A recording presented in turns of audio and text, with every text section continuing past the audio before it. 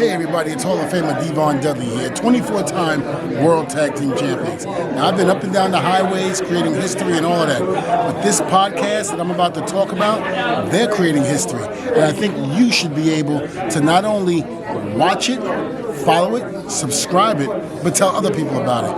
It's called SmarkTank Revolutions. Again, SmarkTank Revolutions. Check it out, because if you don't, I'll put your ass through a table. Now testify.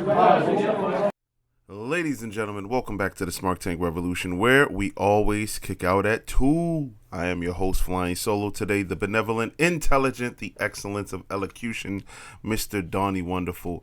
Back at you with another video, this time adding my installment in the illustrious playlist called Playback. That was the brainchild of my esteemed colleague, Mr. Joey Business. Shout out to you, brother. Hopefully we'll get together soon. It's always a good time when you're around your brethren. But I believe there's 4 videos in that playlist right now. And the way that Joey started this off, he was reviewing a single match in chronological order of the pay-per-views beginning in 1995. If you haven't had a chance to visit that playlist, please go back and do so. Joey Business did an incredible job with his assessment of the matches. And it brought back nostalgia for me, because as bad as 1995 gets it gets clowned for being ultra PG, it still was entertaining. I mean, in the new generation era, you would get some really, really classic David Meltzer 5-star matches on Raw. Maybe not on a weekly basis, but you got him on Raw, and sprinkle a few key moments on Superstars of the WWF at the time, and then Wrestling's Challenge, back when Saturday mornings were the flagship shows, as Raw was beginning to win that tug of war. But ironically, this installment brings us back on the timeline.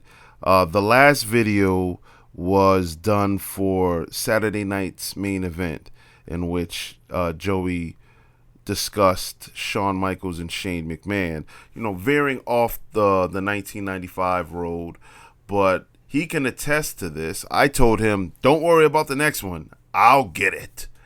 And we're at the dreaded 1995 King of the Ring, which hasn't aged well, but I remember vividly being excited for this pay-per-view because it's 1995.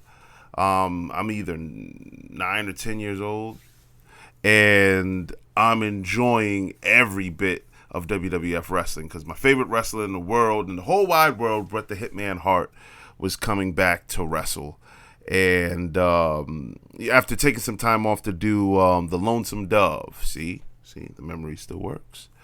Let me see. So I knew I was going to highlight the Kiss My Foot match because it was very, very oddly entertaining, and there's a lot of nostalgia that comes with that match.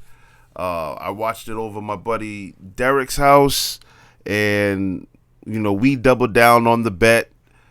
I said, Bret Hart wins, you got to kiss my feet.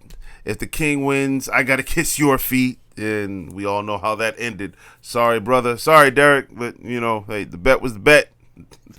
But I knew I was going to pick this match. But real quick, before I go into it, the 1995 King of the Ring, as I remember watching it live, was known for the fact that Savio Vega, who was the perennial underdog, who had already wrestled 3 times in that night, was coming out for the 4th match against Mabel.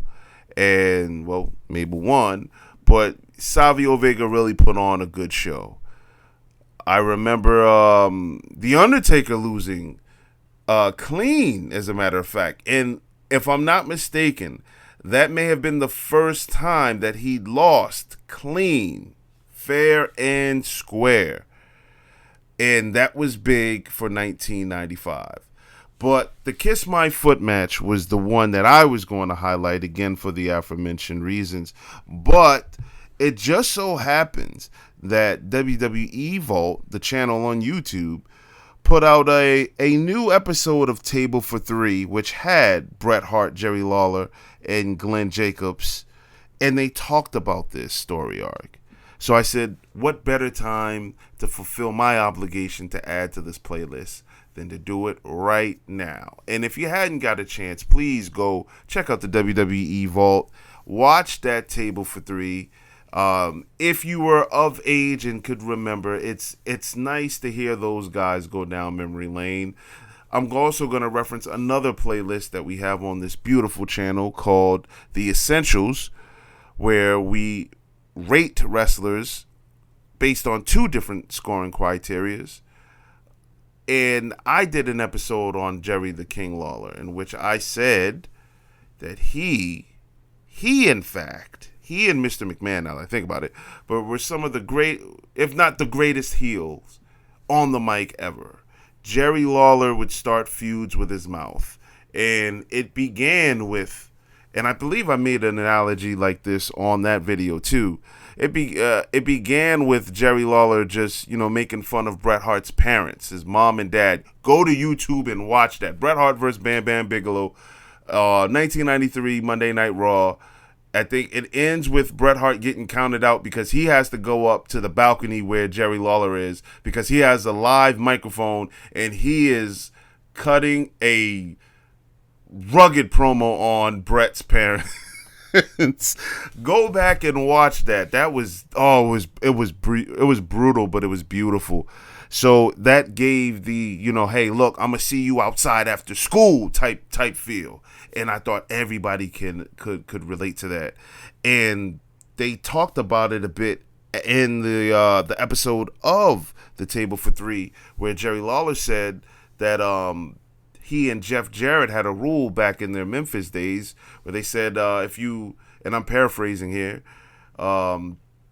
if you attack them personally, that sells. And boy, did it sell, because we hated Jerry Lawler. We wanted to see Bret get his retribution. And that ties into the King of the Ring, where, and they say it also in the Table for Three episode, where now, the heels are kind of making it, cool to be anti-establishment. So the fans are turning on the baby faces. But Jerry Lawler was such a great heel that Bret knew in Philadelphia that those fans would not turn on him. And that was true. It was true. I believe in the first In Your House, Joey Business did the Bret Hart versus Hakushi match, but Bret also wrestled again that night against Jerry Lawler and lost. So Bret now wants to get his rematch, and he walks out during a match in Raw, or during a I guess like a promo segment in Raw, walks out straight up to the announcers, the commentator's desk, because at the time it was Vince McMahon and Jerry Lawler, and he says, "I want my rematch," and forcefully pushes Jerry Lawler, and all of that. He wants his rematch, so Jerry Lawler gives him a rematch with the stipulation that the loser has to kiss the winner's feet. So then the promos begin, and I remember this as well. The promos begin with Jerry Lawler with his feet in this horse's stable, and he's saying that he has bunions, calluses on his feet, all of this. Now, as a fan in 1995, you knew that Bret wasn't going to lose twice, so we know that where this is going. But the promos were magical. Oh, Jerry Lawler, I swear, he was in rare form here. So now the match starts. We're just going to go straight to it. Again, not a lot of highlights in the King of the Ring, but this one, we were waiting for this. Jerry Lawler, old, I don't want to say old, but just a veteran mat technician. Bret Hart, well, I mean, he was the GOAT. Best there is, best there was, best there ever will be. You know, they worked a pretty good match. I would say it's rewatchable, but you need the full context to fully understand and grasp what's going on here. And you can get that with the build up to this match. Inevitably, Bret Hart wins. He shoves his foot in Jerry Lawler's mouth and then shoves Jerry Lawler's foot in Jerry Lawler's mouth. And the crowd pops. And at that moment, I untied, what was I wearing on my feet back then? My classic Jordan 10s. All right, I didn't have no Jordan 10s back then. I probably had some pennies on though. Penny Hardaways. Am I aging myself? The pennies, go Google it. So I took the right shoe off, took the sock off. My feet were clean. I think I put a Band-Aid on my big toe just to give it some pizzazz. And I remember Derek was there and his cousins were there. It was like, "Oh, you really gonna do it?" I said, "You damn right he's gonna do it." We made a bet. And hey, again, sorry brother, sorry Derek, sorry I got to throw you under the bus, but that's history. You know, the facts don't lie. That's what happened. But that was always funny to me, and we ran with that joke for years. Hey man, you know what D had to do? He had to kiss Donnie's feet because, you know, like he was stupid enough to think that Jerry Lawler was really gonna win. Oh man, listen, Tony Atlas would have been proud. Anyway, yeah, just in a pay-per-view that I mentioned that really hadn't aged too well. The Bret Hart versus Jerry Lawler, the rematch. No, the rubber match. Because remember, they wrestled at King of the Ring. Oh, wow, come to think of it. Yeah, wow, okay. Yeah, Jerry Lawler and Bret Hart wrestled at the King of the Ring where Jerry Lawler won because Bret Hart wouldn't let go of the sharpshooter, so they reversed it. So Jerry Lawler was up 2-0. Interesting. Very interesting. I didn't think about that. You see the heel and babyface work? Bret had never beat Jerry Lawler before then. But you forgot about that going into this match. Great work, guys. Great work. Like I said, the time couldn't have been more convenient to turn this microphone on and talk about that match, which I already had claimed that I was going to do behind the scenes. So we wanted to get this one out the way just to get the ball rolling, to get more content out to you guys.